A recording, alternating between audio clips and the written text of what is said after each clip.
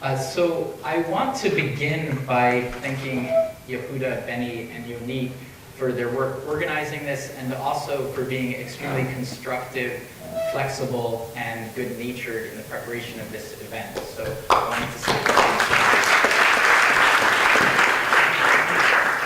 you. So for this part of the winter school, Yael, Iran, and I are very excited to be part of the program. Our top-level goal is to equip you to do research in an exciting area that applies deep theory to a fundamental problem. That theory is the theory of probabilistic proofs, meaning PCPs, interactive proofs, interactive arguments, non-interactive arguments, which are CS proofs, NISICs, and SNARTs. And we'll be defining those terms over the course of the winter school. And the problem to which the theory is applied is the following. At a high level, we want to arrange for a machine that we'll call a verifier V to be able to send a description of a computation F and some input X to another machine that we'll call a prover P, have that machine carry out the computation and return the output Y to the verifier, along with the short proof that the verifier can use to check that the prover computed correctly. The check should not require the verifier to redo the computation, and in general, the work associated with the check should be much less work than the work actually required to compute. This is a classic problem. There are lots of applications. As one example, you could imagine that there's a large distributed job that computes over petabytes of data. When that job completes, the initiator might like to know that the job was executed correctly, because there are sources of incorrect execution, including corruption of data in storage or transit, misconfiguration, or hardware problems of various kinds. Similarly, if there's a client that has a query that it would like to perform on a remote database, the client might like some assurance that the database server is performing the query correctly.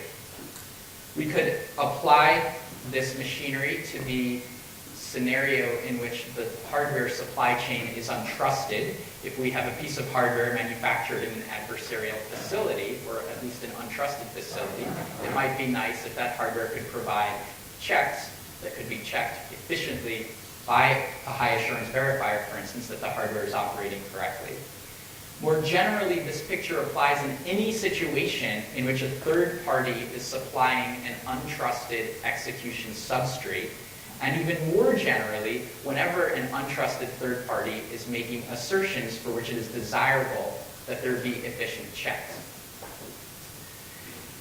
Now, there are a lot of variants of this setup. For instance, the proof could be delivered over multiple rounds of interaction rather than just being a short proof. The computation F could be non-deterministic or take non-deterministic input, in which case the proof establishes that there's a witness W, that is a setting of the non-deterministic input, establishes the validity of the pair XY. Or the machinery could go further and actually establish for the verifier not only that such a witness exists, but also that the prover knows such a witness. And the machinery could go further still and make sure that only the prover knows that witness, that is, that the verifier gains no knowledge of it. There are variants that involve making different assumptions. For instance, perhaps the verifier will assume that the prover has all of the computational power of the universe, and the guarantees of the protocol still have to hold under that situation. Or will be willing to assume that the prover simply can't solve certain problems that are thought to be hard, or perhaps will make funkier assumptions about what the prover can and cannot do.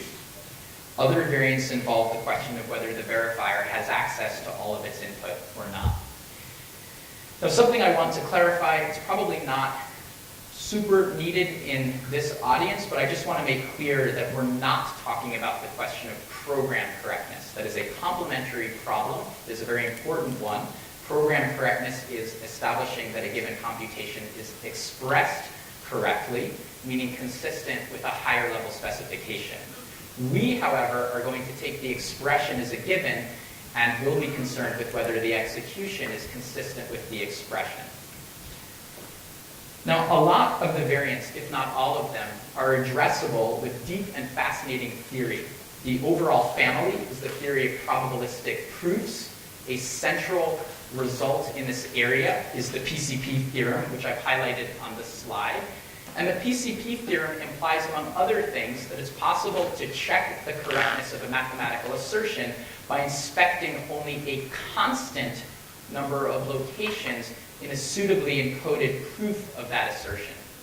And if we apply the PCP theorem to our context and compose it with other machinery, it implies the following. And I should be clear that all of the probabilistic proofs imply the following, since I'm going to be speaking about it in general terms.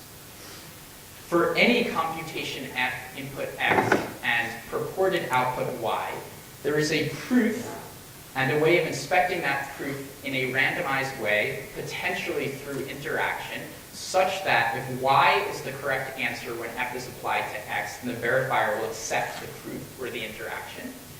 Whereas if y is not the correct answer when f is applied to x, then the verifier will reject all proofs or all interactions almost always. And the almost always encodes the fact that there's an error bound, which means that with some probability, which can be bounded via analysis, the verifier will incorrectly view a wrong answer or a wrong proof as correct. One thing to clarify for those of you who haven't seen this setup before is that this is a little bit reminiscent of the setup in, for instance, NP languages, where there are efficient checks of witnesses and the assumption of a more powerful entity perhaps who supplies those witnesses. And while there's a deep connection between this machinery and that class of languages, our verifier will not be explicitly checking a witness. It will do less work than that. And I just want to make that clear. Because if our verifier had to check the witness, that would be tantamount to redoing the computation, which again is ruled out by our problem setting. So this overall setup is pretty cool. When I first saw this, I was captivated and astonished. I thought this was completely awesome. A question that arises in the minds of many people, though, is that when we have this fundamental theory, and we have these very clearly motivated applications from the previous slide, is the theory actually practical for those applications? And the answer to this question is both good news and not so good news. So the good news is that there is a burgeoning literature devoted to the refinement and implementation of probabilistic proof protocols. What I'm depicting on the right of the slide is every publication that's reported on an implementation of a probabilistic proof. So there's a lot of activity, but beyond the activity, there are some very exciting developments. There have been cost reductions of many orders of magnitude relative to naive implementations of the theory, compilers that go from programs expressed in a high-level language to executables that implement the protocol entities. And there's been a genuine victory, which is that in nearly all of the publications and systems depicted on this slide, the verifier is genuinely and concretely efficient in the sense that you could imagine actually running it in a real system. So that's the good news. The equivocal news is that none of the systems there are practical as the term practical is understood by normal people. These systems are limited to small executions, owing in part to the expense of the prover, owing often to setup costs and so forth, which means that for the time being, these systems are limited to special purpose applications. Now, this is actually bad news for the authors of these systems, some of whom are in this room, some of whom are speaking to you, but it's actually good news for all of you, and that's why I call it equivocal. It's good news for all of you because it represents an opportunity. In particular, the only way that we're going to get from the current performance to something that's truly practical is with theoretical innovations. And the other point is that the payoff for making progress here will be enormous for two reasons. One, it's an inherently interesting area intellectually, and two, there's intense interest in applications not only in the cryptography community, but beyond as well. So that motivates the existence of this winter school, and in the remainder of my time in this session, I'll lay the groundwork for the verifiable computation piece of the winter school, beginning with approaches you might imagine to solve the problem abstractly, a history in terms of how we got here, and then a summary of the research area in terms of what types of questions people ask at a high level. In the second part of the talk, I'll walk through the syllabus that we've prepared in terms of what you can expect to learn about in this winter school. And then finally, I'll give some technical preliminaries that will be relevant for a lot of the remaining sessions. So on to the first part of the rest of the talk.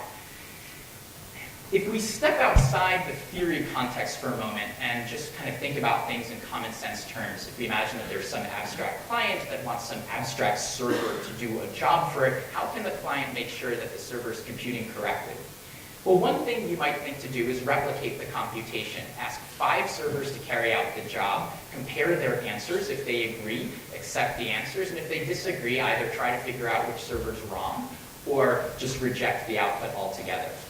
This approach is a lot more complicated in practice than my trivial description of it makes it sound. It's certainly one approach that's received attention in the systems community, for example.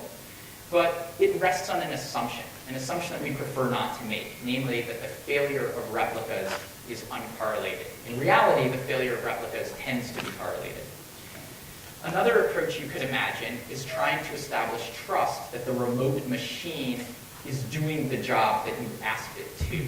And this is solutions based on attestation and trusted hardware, in which the verifier's guarantee is rooted in a belief or a trust about the remote server's hardware.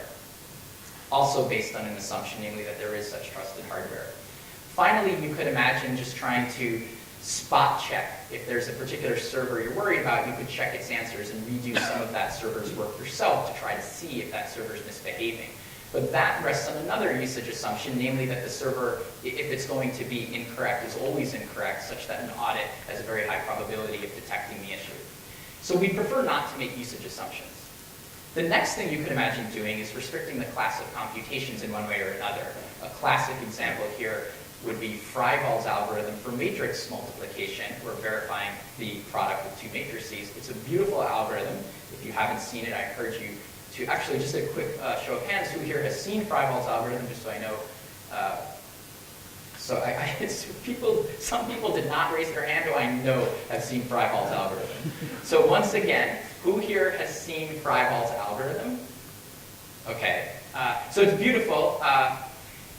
I'm not going to go into it for lack of time, but it's a very efficient, much more efficient than any of the approaches we're going to be talking about, but it only applies to matrix multiplication or to computations that have that structure. So the third, and let me say that all of these citations that are on the slide, I'm not expecting you to know what MSG07 is, except that you have references in your handout. So the citations on the slide are key to your handout, to the bibliography at the end. Okay, so the final thing you could imagine doing is trying to avoid usage assumptions, trying to avoid restrictions on the class of computation, strive for something more general, and turn to theory.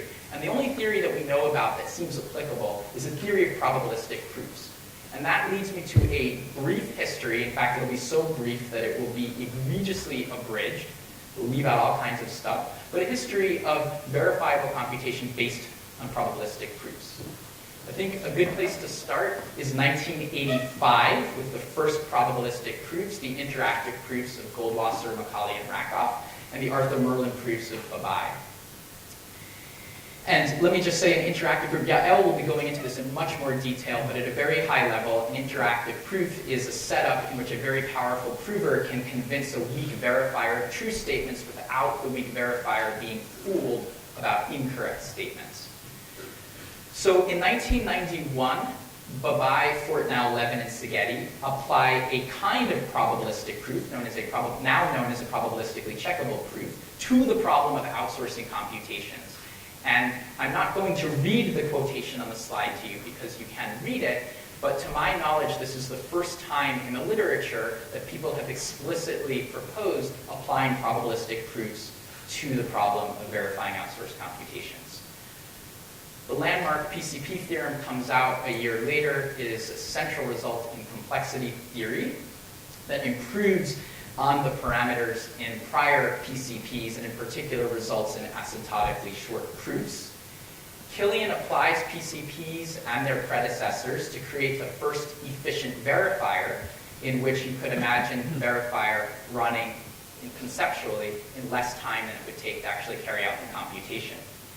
2 years later, Macaulay applies that construction and explicitly articulates the goal of verifying outsourced computations. And I once again will not read the quotation to you, but I'll observe that when Macaulay talks about a given algorithm on a given input and talks about being confident in the design of a given algorithm, he's exactly saying this isn't program correctness. We're going to take the program's expression as a given, but we want to make sure that the program executed as expressed. It's a beautiful articulation. And Macaulay calls this certified computation. This work was really interesting. This is central results. These are central results in theory, but this work was really just theory. And you can see that because the prover in interactive proofs had to do exponential work. The proofs arising from the PCP theorem were so intricate and let's say they were intricate and they would have been long in practice to the point where there wouldn't have been enough bits in the the number of bits that you would need to store a PCP as the constructions were originally proposed would have been larger than the number of atoms in the universe. So PCPs were great asymptotically, but their concrete constructions would have made them prohibitive in practice. And then those issues would have been inherited by the constructions of Killian and Macaulay. So beginning in 2007, 2008, there were a number of works of theory that accomplished results that were specifically relevant for the problem of delegating computation. Probably the most influential of these was the GKR protocol. Goldwasser, Yael Kalai, one of our speakers, and Guy Rothblum, who proposed an interactive proof in which the prover did not have to run in exponential time, but rather polynomial time, which opened the door to actually imagining a genuine delegation protocol. In 2007, Ishai, Kushelevitz, and Ostrovsky, in a paper that I think was underappreciated at the time, but is increasingly understood to be important, presented an argument protocol that sidestepped some of those issues with those very high constants that arose from the constructions in the PCP theorem by turning to simpler constructions that were asymptotically less favorable, but potentially better concretely. And that's in general because when we have simpler protocols, often they're easier to implement and they wind up having lower concrete costs. In 2010, Gennaro, Gentry, and Parnot present a non-interactive protocol for verifiable computation, and the only prior non-interactive protocol had been due to Macaulay, who's worked in the random oracle model. So this was the first time we had a verifiable computation protocol working in a model that was not the random oracle model. And notably, GGP10 coins the term verifiable computation. To my knowledge, this is the first time the term appears in the literature, and it has stuck. But this work is still basically theory, because if you were to implement any of these protocols, they're very promising, very inspiring. I personally was influenced by some of this work. But if you were to implement the works as described, the cost would still be too high. A number of groups starting in around 2011 and continuing up until the present with ongoing activity began to implement and refine a lot of these foundations.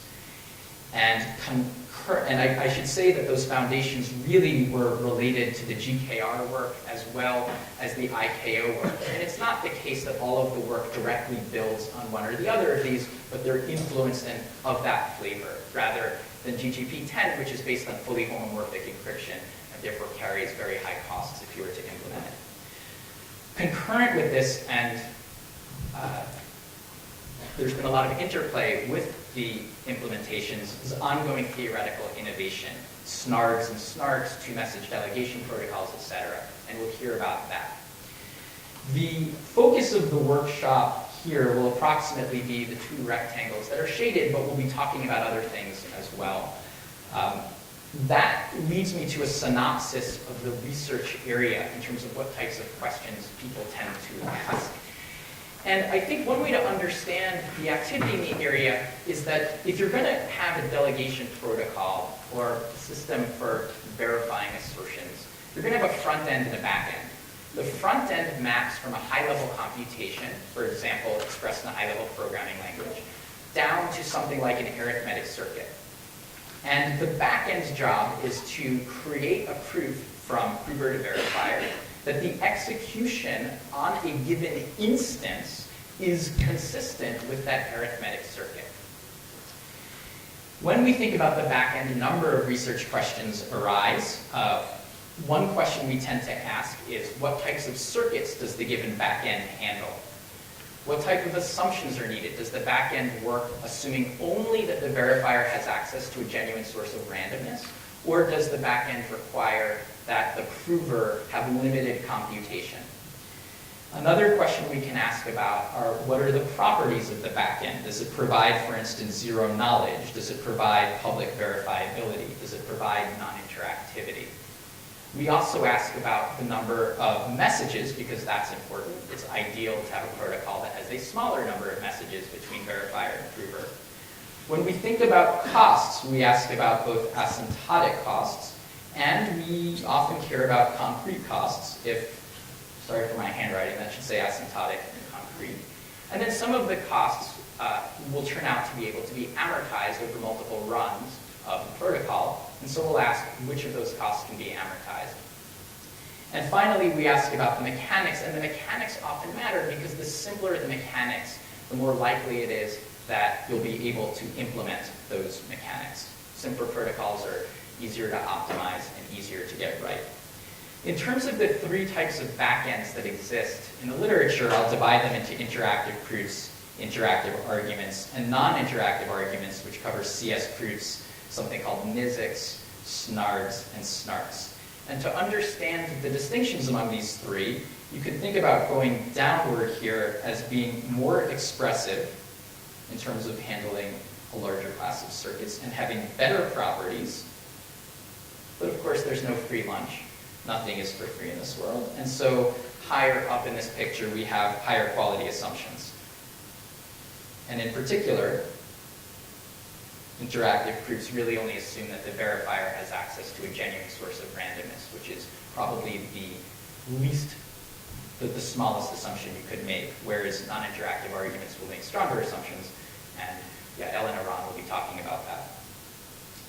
When we consider the front end, research questions that arise are, how expressive is it? If you tell me that my arithmetic circuit is limited to a certain shape or a certain family, what kinds of program structures are inexpensive in that arithmetic circuit?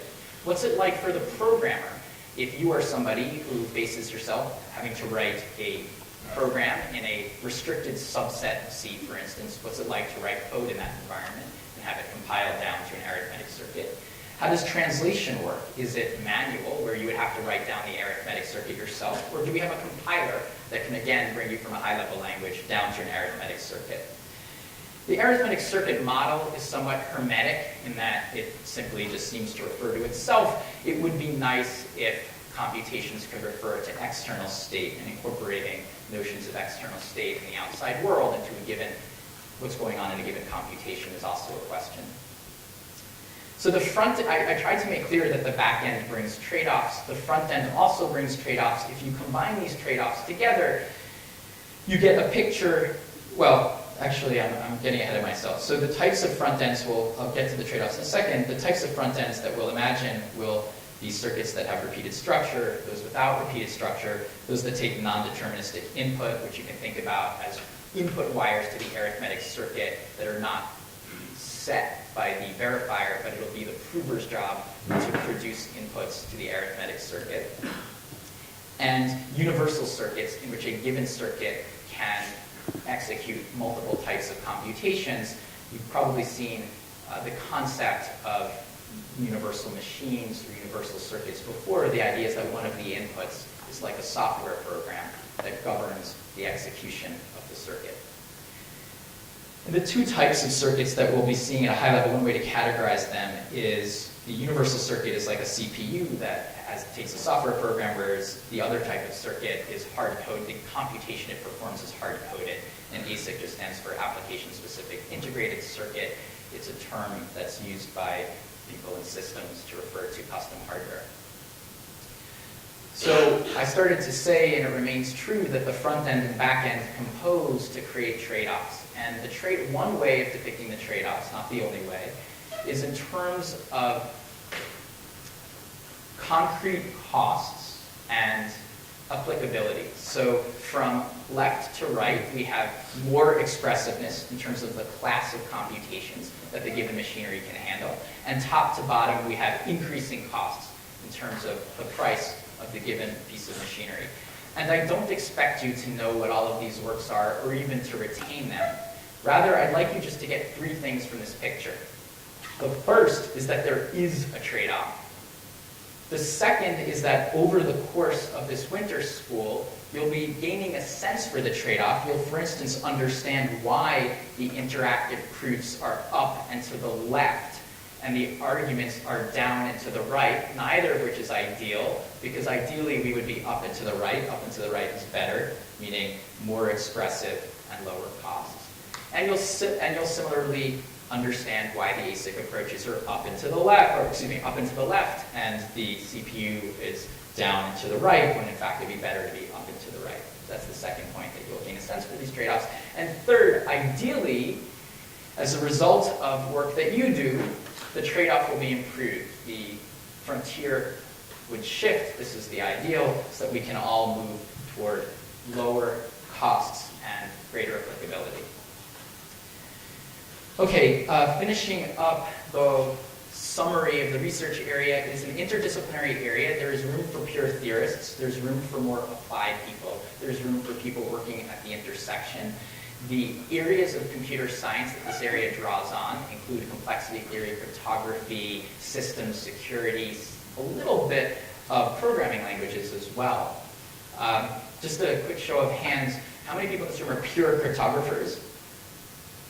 Okay, how many are not? I know these guys are not. All right, so excellent. So what are you if you're not a pure cryptographer? Those who raised their hand. Okay, well, you don't want to identify, that's fine. The interdisciplinary nature can be seen by looking at some of the open problems and questions. Some of them are purely theoretical. The first one I call a YTK 100 problem, because Yael Talman Kalai offered $100 for its solution at the Simons Institute this summer. She'll be defining the problem in more detail, but if you come up with an unconditionally secure delegation scheme for all of p-space, Yael will give you $100. Now, she has mentioned other important open problems. I don't know what the price tag is that's associated with each of these, but it'd be cool if we set up some kind of market for this type of thing and like tied it to Bitcoin somehow. But I'll later on talk about that. Some of these problems are interdisciplinary. I mean, one thing that would be very interesting would be avoiding pre-processing and amortization in a way that's inexpensive in practice. We know how to do this theoretically, or I should say some of your speakers know how to do this theoretically, but it turns out to be somewhat expensive in practice. Other encodings of computations, we'll see that the back end is really about how you encode an execution trace at some level. Variants coming up with other encodings would be of intense interest. So there's a lot of work to be done, and this list is by no means complete. Okay. So the second part of this session, I'll walk through the 10 classes on verifiable computation. But before I do that, I want to just make clear that our explicit goal is to equip you and motivate you to do research in this area, which we'll do in 3 ways. 1, teach you about basic techniques that come up over and over again. Expose you to leading results in the area. And 3rd, give you pointers into the research literature so you can do your own reading. All right, walking through the sessions now. Well, the first class is the one that we're in right now. I already told you about that. The second class will focus on the back end from a theoretical perspective. Yael will lead this class, and it will cover statistically sound delegation, that is interactive proofs for the most part. This is where the verifier makes no assumptions about the prover. The verifier simply has access to a good source of randomness. After presenting a history, Yael will describe fundamental techniques, including the sum check protocol, and I believe that she will also go into detail on the GKR protocol, of which she is an author. This was a very influential work in the area, and I personally think it's a really interesting protocol. So after talking about statistically sound, I apologize for that. After talking about statistically sound delegation, I will move to computationally sound delegation arguments. She'll describe the history of arguments in CS proofs, describe a paradigm that comes up over and over again in which there's a probabilistically checkable proof that gets hashed, the Fiat-Shamir heuristic, which also recurs, the space of assumptions that one can make in this area, including falsifiable assumptions, non-falsifiable assumptions, and finally present the leading result, namely a two-message delegation scheme for computations in all of class P, based on standard assumptions. And this was a very exciting result, and yeah, I will tell you about it. Okay, the next class I'll do, and I'll move to arguments, and these will be argument protocols where the mechanics are simple, and we'll walk through the details of particular constructions to try and show you how they work. They're, I think, fascinating. I hope you'll agree. And we'll describe how something called linear PCPs gets used in an interactive context to create an interactive argument. And I'll foreshadow but not describe the details of a central construction known as quadratic arithmetic programs due to Gennaro Gentry, Parno, and Rakova. In the next class, Iran will tell you about the details of QAPs and explain their use in the non-interactive context for a type of argument known as a snark with preprocessing. And I think that, yes. Next, we'll move from the back end to the front end. I'll describe how programs at a high level are actually mapped to circuits. And this process is known as arithmetization. And also describe an enhancement to this general approach that can handle data-dependent control flow, which was something that we used to think was harder. We, meaning the participants in this area, used to think was hard to do with arithmetic circuits. I'll try to make clear that there's a trade-off among various things, including how expressive the given machinery is, how much amortization takes place, and what the performance is. Iran's classes were not available as of the time of press, but they are available now, I believe, and I believe this is an accurate description. He'll describe one application of the ASIC approach to the front end, this exciting work on the zero cache system providing anonymity for Bitcoin, and then detail not the ASIC approach to circuits, but the CPU approach, the universal circuit approach I had mentioned earlier. And then these three things concern the front end, and then move to describing really fascinating compositions of the front end and the back end together, bootstrapping snarks to lower what are pre-processing costs in other constructions, snarks that in theory have no pre-processing, that are based on short PCPs, using something akin to the constructions of Macaulay and Killian, and then finally we may hear about ongoing work implementing short PCPs by Iran and his collaborators, which include Alessandro Chiesa, Eli Ben-Sasson, and Madars Birza. Okay, and then finally, I'll describe, if there's room, if others haven't, how one can handle external state in this framework, various applications, again, if others have not. And if we have time, I'll describe some very interesting applications, very interesting implementations of the GKR protocol that I mentioned earlier, and then wrap up. At a glance, here is a map of what to expect. There are some issues with slide conversions, so this should say pre-processing. And what's depicted here are the three types of backends: interactive proofs, interactive arguments, and non-interactive arguments, which you mentioned earlier. The top part here means no pre-processing. The bottom part means pre-processing. And looking at the protocols that have been implemented, one thing you notice is that the ones that have been implemented tend to have pre-processing. And that's because one way to think about it is that what's going on up here in the theoretical piece, these are pure notions theoretically that have better asymptotics and better theoretical properties, but it just so happens that these schemes on the bottom part are simpler and have lower concrete costs, and so they generally prove to be more amenable to implementation. In terms of the logical order of the winter school, L will begin here with the envelope of what's possible in theory, moving from left to right, increasing assumptions and also increasing expressiveness. I'll then describe this back end based on interactive arguments, linear PCPs.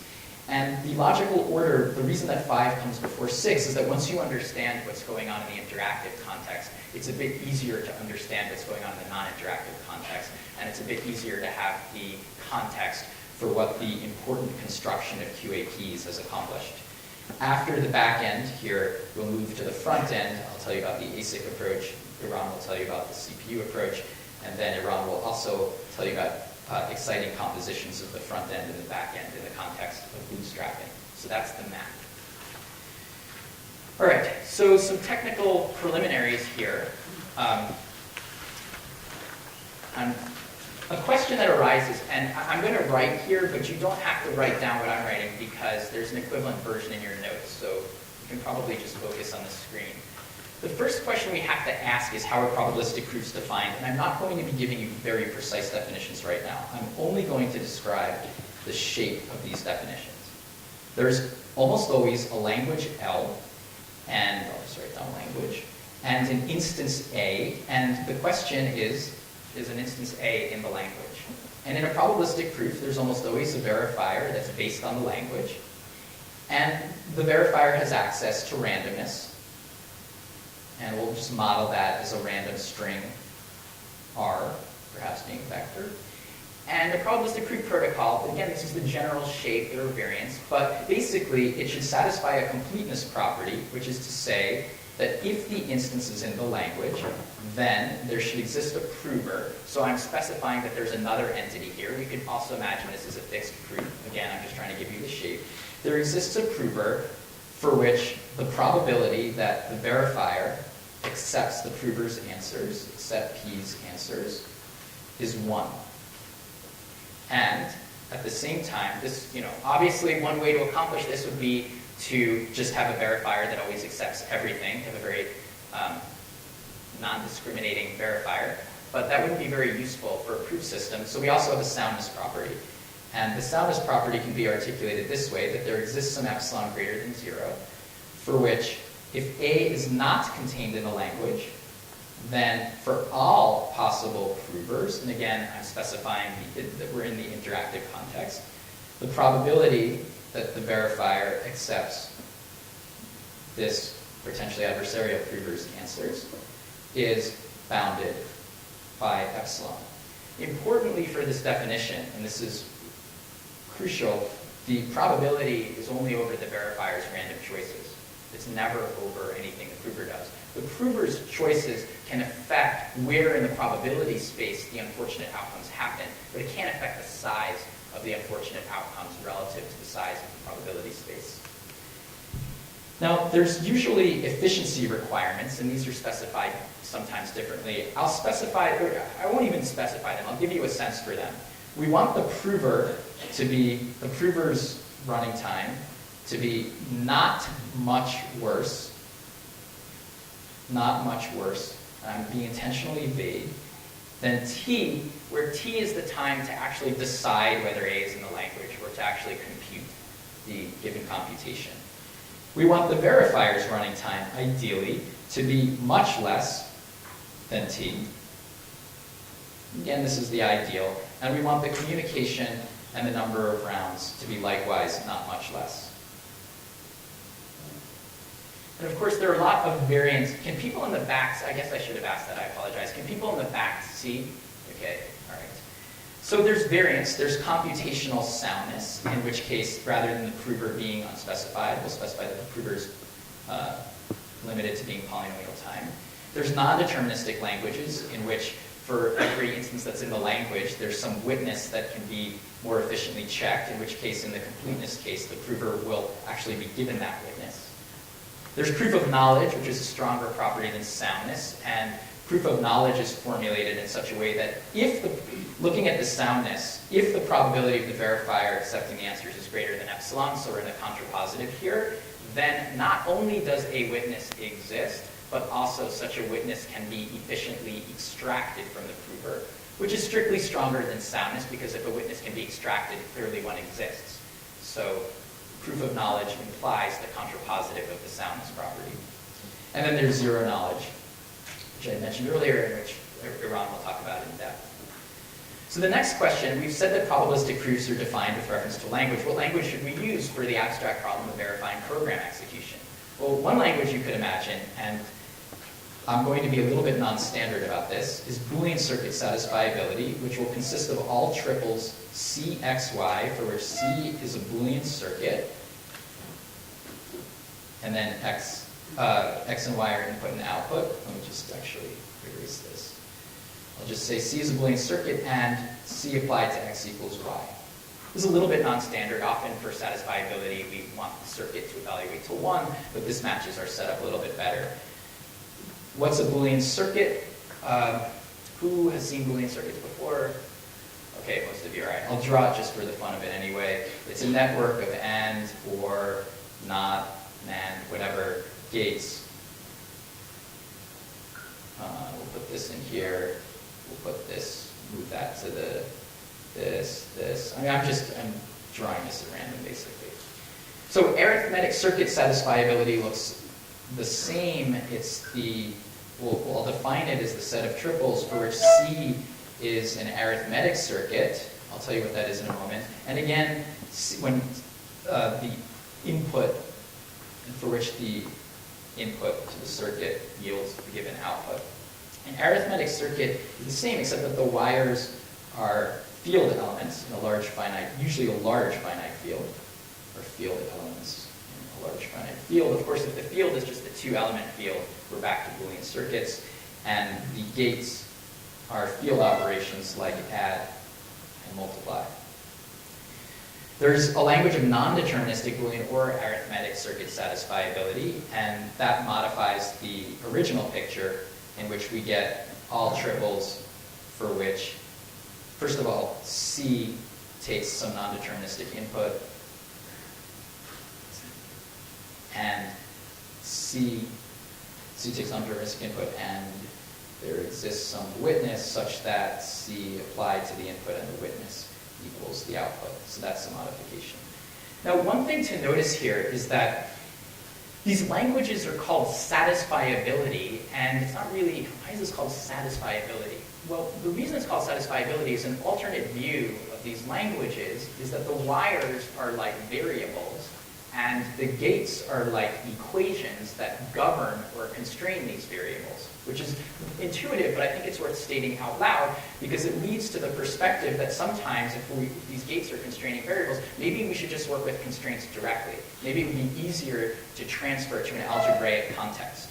And so a very useful language is arithmetic constraint satisfiability, which I'm just defining loosely as systems of equations in a finite field F that are actually satisfiable. So that would be systems of equations that have a solution. So for instance, Z3 plus Z4 equals 0. This is in the language because there's a solution. There are many solutions. Whereas the following system of equations has no solution.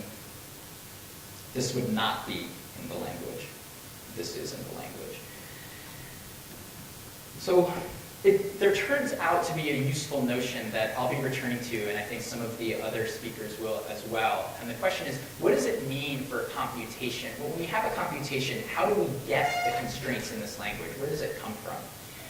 And well, that's the job of the front end, but it also turns out that there's a useful definition, and this is very intuitive. There's nothing deep here, but it's worth defining it so that we have it out of the way. We can say that a computation is equivalent to a set of constraints if the set of constraints works over variables, let's say x, y, and z, each of which are sets of variables, a finite field F, and it holds that for all possible little x and little y, that is settings of the big X and big Y, if the constraints are satisfiable for a particular setting of the x and y, that implies and is implied by the fact that the execution was correct. So I'm not saying anything deep here. This is just saying that what it means for a set of constraints to be equivalent to a computation is that when the input variable in the constraints, and there has to be an input variable in the constraints, is bound to some desired input little x, then the constraints are satisfiable if and only if the output variable is also bound to the correct output of the computation. That is, all this is saying. And there's also a non-deterministic version of this in your notes. As just a very simple warm-up, if we have this computation incremented by 1, what would be equivalent constraints to it? Well, I mean, there are many, but one we could say is 0 equals z minus x, and 0 equals, I don't know, I'm not very good at this, y minus z minus 1. I claim that these constraints, again, very intuitive, are equivalent to this computation because the only xy pairs, the only little xy pairs that are going to satisfy these constraints will be exactly those that are consistent with the increment by 1 computation, namely those for which y equals x plus 1. And you can convince yourself of that by plugging in a particular xy and establishing the biconditional. You can do that as a very simple exercise. Okay, now I want to take arithmetic constraints one step further, and I want to impose a restriction, which is that these constraints, the system of equations, have total degree 2. And this is not a standard thing to do, but it'll make it easier to see what's going on in the workshop. I'm going to define this language called quad constraint, and I'm going to parameterize it by a finite field. And this will be the set of degree 2 constraints over a finite field that's actually satisfiable. So for instance, z4 plus z5 times z6 plus z7 equals 0, and z4 times z5 plus z3 equals 0. This is contained in our language. But if I had a set of constraints like z1 times z2 times z3 equals 0, that would not be contained in the language, even though there's equivalent constraints that are degree 2. This would not be contained in the language because it's not total degree 2. Total degree 2 just means that each equation is a sum of products. So finally, and this is the last piece of content, last piece of technical content that I have a picture here, and I want to ask you to look at this and think about what these constraints and gates represent. And I'm going to draw it out so it's a little bit easier to read. This is y equals, these are in quad constraint now. It's just a simple example. And what I'm trying to demonstrate with this example is two things. Number one, that constraints and circuits there's a very intuitive relationship between them. Certainly, you can take any circuit and turn it into constraints in an intuitive way, but also, if you look at the flow through these constraints, especially the types of constraints we're going to be dealing with, it winds up looking something like a circuit. You can imagine there being some kind of flow here. The other thing to recognize is that these degree 2 constraints wind up being fairly expressive. You can express computations reasonably well with them. So these constraints are equivalent to f of x equals y. What's f here? What is the relationship between y and x1, x2? Anyone? There's a concrete relationship between them. These are satisfiable if and only if y has a certain relationship to little x1 and little x2.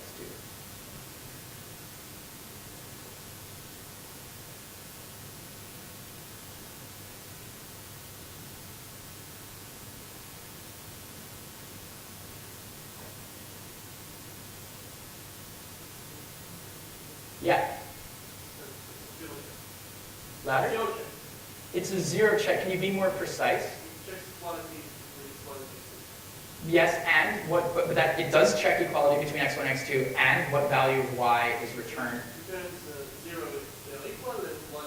You got it. So this is the computation, and using the notation of the C programming language.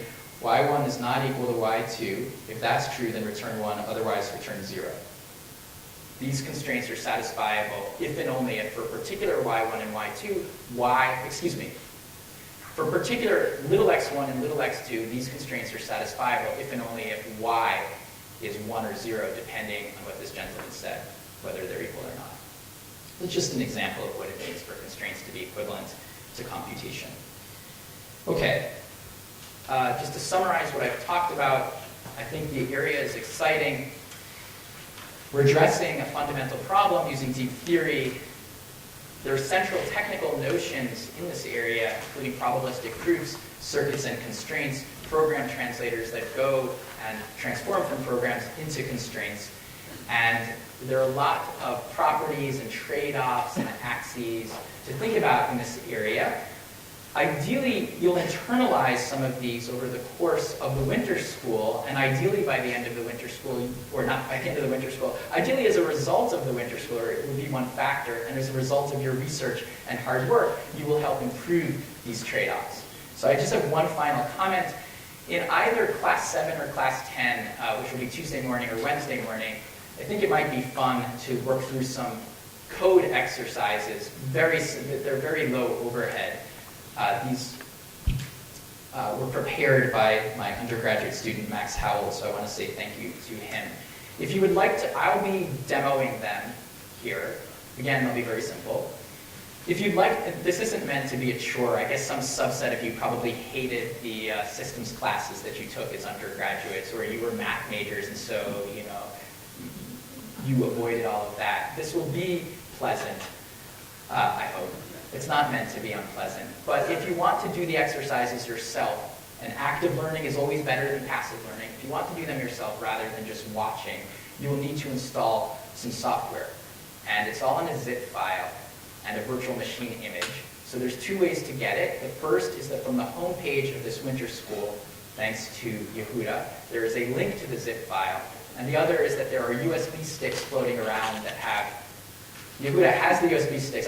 Or you don't throw them out. You know, somebody answers a question correctly. Here's a USB stick. You're going to install a virtual machine, like a hypervisor, and then it also has on the stick the virtual machine image. It's a low overhead installation process. It works on Mac, variants of Linux, and Windows.